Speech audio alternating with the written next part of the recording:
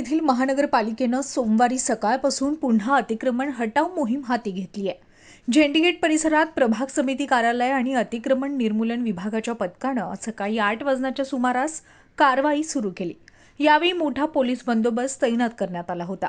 पत्राचे शेड, टपऱ्या, कत्तलखान्याची 2 अनधिकृत बांधकामे कारवाई करून हटवण्यात आली। शहरात आणि उपनगर परिसरात अतिक्रमण मोहिमेसाठी महानगरपालिका प्रशासनानं महिन्याभराचं नियोजन केलंय। त्याची माहितीही वेळापत्रकासह सार्वजनिक करण्यात आली आहे। यापूर्वीही मागील 1-2 महिन्यात महानगरपालिकेनं अतिक्रमणांवर मोठ्या प्रमाणात कारवाई केली होती।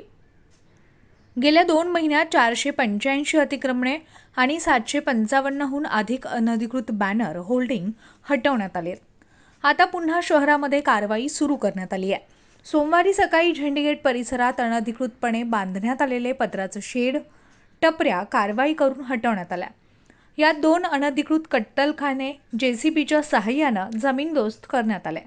महानगरपालिकेनं दिलेल्या वेळापत्रकानुसार आणि नियोजनानुसार अतिक्रमण कारवाई सुरू राहणार आहे। नागरिकांनी अतिक्रमण केले असल्यास ते तात्काळ काढून घ्यावे। अनधिकृत कत्तलखान्यांवर कारवाईबाबत पोलीस प्रशासनाकडून सूचना देण्यात आल्या। त्यानुसार कत्तलखान्यावरही कारवाई सुरू करण्यात आली आहे।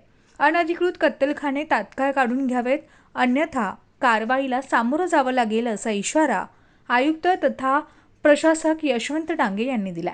त्यामुळे यापुढे अतिक्रमण हटाव मोहीम केवळ कार्यालयीन वेळेत सीमित न राहता पहाटे 6 वाजल्यापासून रात्री 12 वाजेपर्यंत चालूच राहणार असल्याचं आयुक्त यशवंत डांगे यांनी स्पष्ट केलंय। न्यूज 24 अहिल्यानगर।